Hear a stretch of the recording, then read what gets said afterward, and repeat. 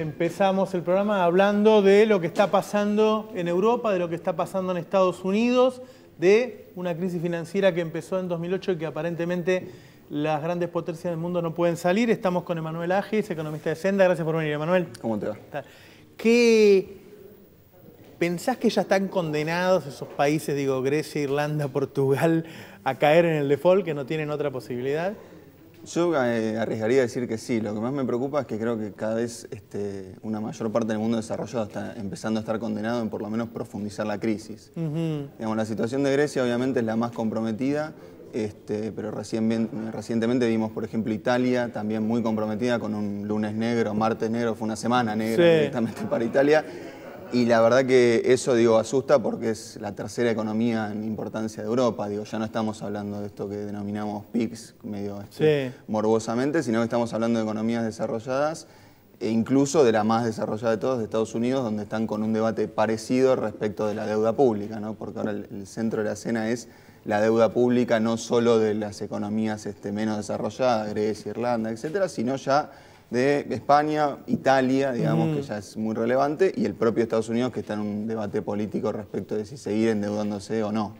¿Y cuáles son los distintos escenarios que vos ves que pueden transcurrir? Mira, yo lo que creo que asusta un poco es que todo el mundo me parece está comprando la foto de la crisis y no la película. ¿Qué digo con esto? En la foto lo que vemos son finanzas públicas profundamente deterioradas. El fisco de Estados Unidos con problemas, el fisco de Italia con problemas, Grecia, España, todos los fiscos europeos con problemas. Entonces uno dice, bueno, mucha deuda, finanzas públicas deterioradas, hay que ajustar y pagar la deuda. Esa es la foto. El problema es que la película y lo que explica un poco por qué esas economías se deterioran, yo creo que son fundamentalmente dos cosas. En Estados Unidos una financiarización tremenda, que ya sabemos las consecuencias que tuvo. Y en Europa una cosa que mucho no se habla, que es renunciar a la soberanía monetaria. Hoy Europa son un montón de países que, como Argentina también ha sufrido, tiene un banco central absolutamente independiente. Lo tragicómico que es el Banco Central Europeo, pero que no responde a ninguno de esos países que conforman la Unión Europea. ¿Vos decís que la moneda única es inviable? Yo creo que la moneda única lo que hizo es poner un corset a estos países, digamos. Claramente Alemania no lo sufre y algunos otros países de Europa no lo sufren, pero incluso Italia lo sufre. O sea, la tercera economía más importante de la región lo sufre. ¿Y qué sufre básicamente? Un banco central que pelea a rajatabla contra la inflación, que tiene una moneda demasiado apreciada y que le imprime problemas de competitividad, salvo Alemania, a todo el resto de Europa, perdiendo con China y perdiendo incluso con economías menos desarrolladas. Ahora, Emanuel, hagan un ajuste, caigan en default, cualquiera de los escenarios que se ve una crisis que se va a ir profundizando en los próximos meses. Hablemos un poquito de Argentina. ¿Cómo le va a llegar a Argentina cuando esa crisis se desate? Mira, por suerte me parece la situación de Argentina, a diferencia del pasado, es sustancialmente distinta, digamos. Nosotros no tenemos tantas relaciones con Europa, aunque sí tenemos un intercambio comercial con Europa significativo, pero que no podría llegar a afectarnos del todo. Me parece que hoy Argentina claramente debería estar más preocupado por Brasil y por China, digamos, que por la situación europea y por la situación... Bueno, Europa a China de alguna manera lo va a golpear. Sí, a ver, el punto con Argentina me parece que a lo que hay que estar atento, que es un poco lo que le está pasando a Brasil, es que los capitales a nivel internacional claramente están saliendo de economías como la estadounidense y saliendo de la economía europea. El ingreso de capitales, digamos, en economías como la Argentina, en principio puede solucionar algunos problemas de cortísimo plazo, pero no caigamos en la trampa brasilera que es, que este ingreso de capitales aprecie la moneda y nos meta de vuelta en un esquema donde se empieza a deteriorar el frente externo. Yo creo que el problema para economías como la Argentina es paradójicamente la posible abundancia de capital y no lo contrario. Digamos, la posibilidad de que los flujos se reviertan y empiecen a buscar altos rendimientos en otro tipo de economías. O sea que vos no ves un problema como el que tuvimos en 2009 donde no crecimos, por ejemplo.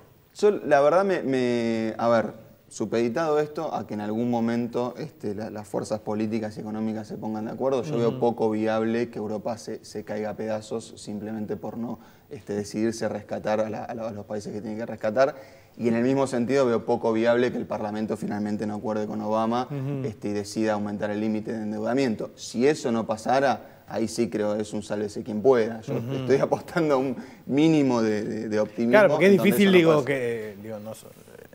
salvarse solos, ¿no? No, esto, claramente no hay salida, digamos, solitaria. Un poco Algunos argumentan que Grecia, siguiendo la fórmula argentina, saldría, digo, defaulteando y devaluando. Yo creo que la economía de Grecia es es bastante distinta a la Argentina, o sea que esas recetas tal vez no sean las más adecuadas. Lo que sí se sabe, digamos, es que para la ortodoxia la deuda se paga con ajustes, sí. digamos.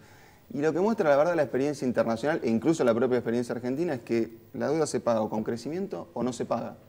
Digamos, y Argentina tiene las dos experiencias, ¿no? A partir de 2003. Claro. Pagamos con crecimiento y además una significativa parte no la pagamos.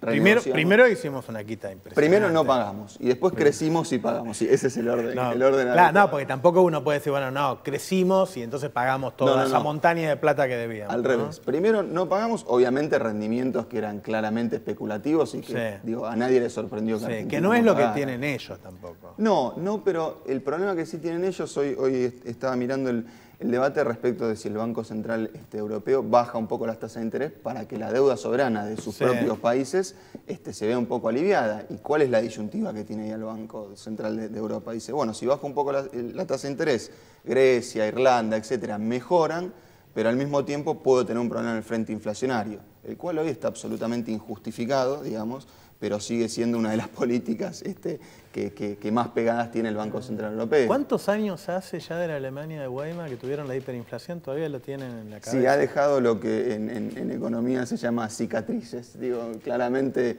no se comportan de la misma manera a partir de esa hiper. Yo creo que igual hay una interpretación que lo atribuye a esa experiencia. Hay otra interpretación que lo atribuye a que Europa en el mundo ha tomado el lugar de una inversión segura. Digo, de altos rendimientos garantizados por esa misma política del Banco Central que pone tasas de interés muy altas de base. Digo, hoy Estados Unidos está con una política de tasa de interés cero y el Banco Central Europeo ni se enteró. Sigue ofreciendo rendimientos sobre seguro a corto plazo con tasas de interés muy altas. Yo creo que claramente Europa se ha planteado más como una plaza financiera que productiva o de tecnología de punta, como podría ser Estados Unidos, etc. Me parece que ahí hay también un componente que no es solo la historia de la hiperinflación alemana, sino que es un componente de cuál es su inserción en esta economía mundial. Digamos. Muchas gracias. A vos. Ya volvemos.